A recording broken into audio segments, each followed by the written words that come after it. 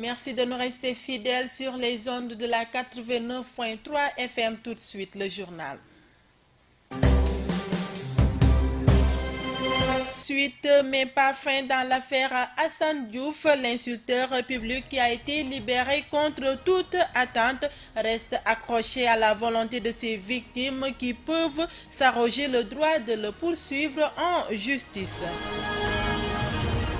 Le karaté dans les abîmes de la déchéance à Ziguinchor. Jusque-là, ces disciplines restent le parent pauvre d'une politique sportive mal orientée et exclusive. L'actualité internationale et la revue de la presse mettront fin à ce journal. Le développement, c'est juste après ceci. Bienvenue dans cette principale édition présentée par Rokhaya Bey et mise en onde par Mahfous Kouyaté.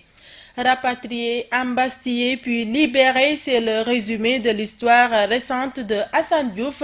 L'insulteur public a été élargi, mais pas pour autant à l'abri d'une poursuite judiciaire.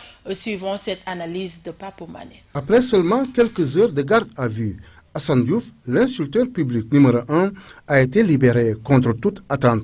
Celui que les Sénégalais ont découvert à travers les médias sociaux a rejoint sa famille qu'il n'a plus revue depuis plusieurs années. Mais cette libération surprise comporte en son sein plusieurs interrogations. Que s'est-il passé pour que Assane Diouf soit libéré si vite? Quelles sont les raisons qui se cachent derrière cet élargissement? Pourquoi le procureur, lui-même visé par les agissements irresponsables de Assane, a-t-il ordonné la libération de l'insulteur public? Ce sont là quelques interrogations qui tarautent en ce moment même l'esprit des Sénégalais qui ont découvert avec pudeur la désintégration de nos valeurs à travers le comportement de cet expatrié qui a fondé sa réputation sur ce que l'on ne doit pas faire ou dire dans une société. L'anti-moral qu'il est pourtant a très vite recouvré la liberté, contrairement à Ouleymane, à mes collègues ou même Pendaba. Ce qui pousse naturellement à soupçonner des non-dits dans cette affaire qui épouse les caractéristiques d'une montagne qui accouche d'une souris. Suite mais pas fin, serait-on tenté de dire, car des développements, le cas Assane Diouf en connaîtra certainement. Si le chef de l'État, principale victime des diatribes immorales et insultantes de Assane Diouf, reste muet, les autres peuvent se réserver le droit de poursuivre en justice ce bourreau à l'éducation biaisée, perçu par certains comme un cas clinique qui n'a pas sa place en prison, mais plutôt dans un asile ou un centre de désintoxication. C'est peut-être ce qui justifie sa mise en liberté. À Bignona, le problème de la disponibilité du mouton ne se pose pas pour le moment. Une situation différente de celle de l'année dernière à la même période. On note encore une bonne présence des bêtes au forail. Cependant, les avis sont partagés sur le coût des moutons. Selon qu'on est acheteur ou vendeur, c'est un reportage de notre correspondant à Bignona, Lamine Badian. Contrairement à l'année dernière, à 72 heures de la fête de Tabaski, le foirail de Bignona est encore bien approvisionné en moutons. Jusqu'à la veille, les camions arrivaient remplis de bêtes, donc pas de crainte, selon Mamadou Sow, président des éleveurs de Bignona.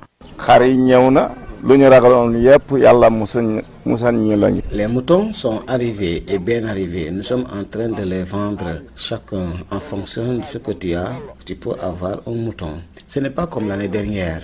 En tout cas, pour le moment, c'est différent de l'année dernière.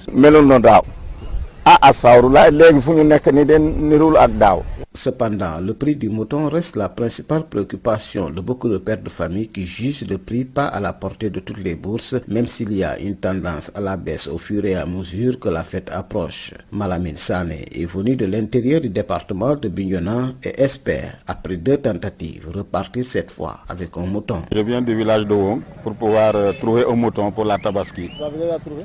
Je n'ai pas encore trouvé de mouton, j'ai fait le tour depuis hier, je n'ai pas trouvé. Je reviens aujourd'hui pour voir si je peux trouver. Mais j'espère qu'aujourd'hui je vais trouver. Parce que quand même, par rapport au lundi quand je passais, je vois qu'il y a quand même une différence. Oui, il y a assez de moutons. Pour le moment, vraiment, il y a assez de moutons dans la ville de Bignona. Pour les vendeurs, le prix du mouton est commandé par son prix d'achat et les frais de transport très exorbitants compte non tenu du prix de l'aliment jugé très élevé. Amadou Sow, venu de Medina Gounass, donne son avis. Le prix, c'est toujours le prix. Ce que je te dis depuis avant, c'est ça qui sera demain, ça qui sera après-demain. C'est ça qui sera même après la fête. Tu ne peux pas payer ton mouton là-bas à 60 000, tu viens vendre ça ici à 40 000, quel importe avec ça? Et c'est ce qui rend les marchandages très compliqués. Les acheteurs tentent difficilement de préserver leur goût et les exigences de leur famille au moment où les vendeurs, eux, ont en tête le bénéfice qu'ils doivent faire sur chaque bête. GMS Bignona, Lamine Badiane. À côté de la vente des moutons, de nombreuses activités lucratives se développent au forail de Alouar. De petits vendeurs de cordes et plein d'autres personnes qui offrent des services moyennant une somme d'argent se côtoient dans ce lieu dédié à la vente des moutons de Tabaski. Suivant ce reportage de Mohamedou Salif Ndiaye. La Tabaski est sans doute la période qui fait booster le plus l'économie dans notre pays. L'approche de cette fête génère beaucoup d'activités lucratives. C'est aussi le moment idéal pour les enfants de se remplir les poches dans les forails en pratiquant toutes sortes de petits boulots comme la vente de cordes servant à attacher les moutons. Je vends ces cordons. Ça coûte 50 francs par cordon, mais notre travail ça dépend des moutons que les clients achètent ici. Si parfois on vend les jeunes sans vent, on les vend 50 francs, ils continuent à les vendre 100 francs. Parce que d'autres clients s'attendent jusqu'à la veille de la Tabaski pour venir acheter leurs moutons. Pour le transport des moutons achetés, ces engins asiatiques, communément appelés taf-taf, commencent à ravir la vedette au taxi, jadis utilisé pour acheminer les béliers. Bon, le voyage, chaque mouton c'est en 1000 francs. La journée, tu peux voir 5 000, 10 000. Des fois, tu passes 2 heures de temps sans voir un client. Ça nous reste 2 jours seulement, aujourd'hui et demain. J'espère aujourd'hui et demain ça va marcher. Beaucoup d'activités parallèles se côtoient au forail en cette période de Tabaski. Nombreuses sont les personnes qui sont prêtes à offrir un service en contrepartie d'une petite somme d'argent. Des marchands de couteaux en passant par les petits vendeurs de cordes. Tout ce beau monde profite de la baraka de la fête pour faire de bonnes affaires.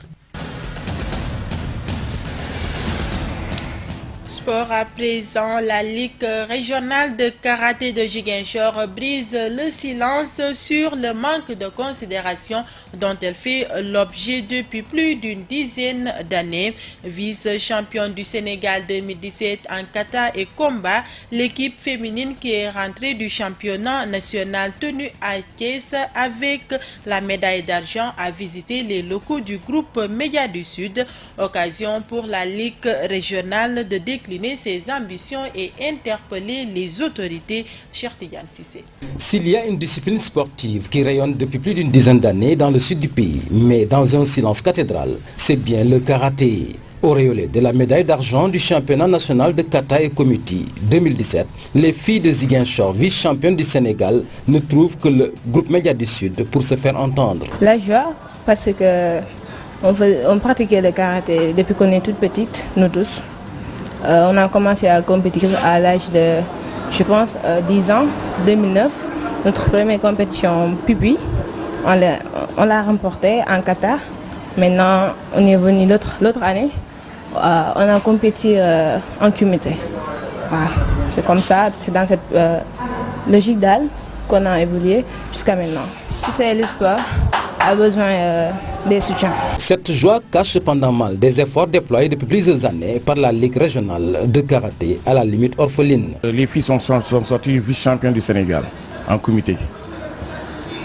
En comité, elles sont médaillées d'argent, c'est les médailles que nous portons là actuellement. En fait, ça c'est un travail d'une longue période, c'est le fruit d'un travail d'une longue période. Parce que ça fait 3 mois que les filles sont en stage. Hein. On faisait des entraînements communs, on a fait notre sélection. On les a mis dans les meilleures conditions pour avoir une médaille. Et c'était pas facile, c'était pas gagné d'avance. Et par rapport aux lourds sacrifices qui ont été consentis, les résultats ont suivi. Hein. C'était pas évident d'être vice-champion du Sénégal devant 80 équipes qui se sont présentées lors de cette compétition. Mais vu le travail qui a été abattu, ils ont fait une très grande performance. Depuis presque 10 ans, 15 ans, nous participons régulièrement aux compétitions. Hein, nous revenons avec nos trophées, mais on ne fait pas la promotion de ces trophées. On n'en parle pas, la presse n'en parle pas, personne n'en parle. Et on veut que ça s'arrête, que les gens sachent que nous faisons du karaté, que le karaté est productif pour la région et que le travail est là, qu'il y a des professionnels qui sont là pour développer le karaté, qu'il y a une ligue qui est là, qui travaille pour développer le karaté, et le karaté est devenu un sport olympique. Et nous espérons que Ziguinchor aura des combattants en 2019 au Japon pour représenter la région de Ziguinchor et le Sénégal. L'ambition pour cette Ligue de Ziguinchor est de faire participer certaines de ces filles au prochain championnat du monde. Encore faudrait-il que leurs appels trouvent une oreille attentive de la part des autorités de la région de Ziguinchor. L'actualité internationale de ce jeudi 31 août 2017 nous mène en Arabie Saoudite, au Royaume-Uni et au Texas. Synthèse de Eva Sagna. En Arabie Saoudite, environ 2 millions de fidèles étaient rassemblés ce matin dans un élan de ferveur sur le mont Arafat, temps fort du pèlerinage musulman dédié aux prières et aux invocations. Au petit matin, plusieurs hélicoptères survolaient déjà le périmètre pendant que les fidèles convergeaient vers le mont Arafat ou Jabal al-Rahma, mont de la miséricorde. De la plaine d'Arafat, on pouvait apercevoir les pèlerins vêtus de blanc se réunir sur les flancs de la colline, cherchant une place sur les rochers déjà chauffés par le soleil. Le stationnement à Arafat est dédié aux prières et aux invocations. Dans les allées bétonnées reliant la plaine au mont, des pèlerins invoquaient Dieu, les paumes tournées vers le ciel. Au Texas, un bâtiment de 4 étages s'est effondré ce matin. Il ne reste que des ruines. Depuis, les secours fouillent les décombres à la recherche de survivants. D'après un bilan encore provisoire, au moins 8 corps sans vie ont été extraits des gravats. Une quinzaine de blessés ont été retrouvés et les équipes de secours recherchent une dizaine de disparus. Les sauveteurs ont beau être une quarantaine. Ils travaillent lentement, dégageant les blocs un à un en quête de rescapés. Au Royaume-Uni, c'est dans le 7e arrondissement de Paris que Lady Di a trouvé la mort. Il y a 20 ans, sa voiture heurtait un des pylônes du pont de l'Alma. Aujourd'hui, c'est devenu un lieu de recueillement. Son décès avait bouleversé le monde. Elle qui était l'épouse du prince Charles et dont le désarroi sentimental faisait la une des tabloïds. Des années plus tard, son souvenir reste encore vivace comme en témoignent de nombreux messages laissés sur le lieu du drame. Et c'est tout pour ce 13h30. Tout de suite, le rappel des titres. Suite, mais pas fin dans l'affaire Assane Diouf, l'insulteur public qui a été libéré contre toute attente reste accroché à la volonté de ses victimes qui peuvent s'arroger le droit de le poursuivre en justice. Le karaté dans les abîmes de la déchéance à Ziguinchor. Jusque-là, cette discipline reste le parent pauvre d'une politique sportive mal orientée et exclusive. C'est la fin de cette édition présentée par Rokhayebe, réalisée par Papo Mané et mise en onde par Mafous Kouyaté. Retrouvez Sissa Okoli à 14h pour les brèves en Wolof. Quant à moi, je vous donne rendez-vous demain à la même heure.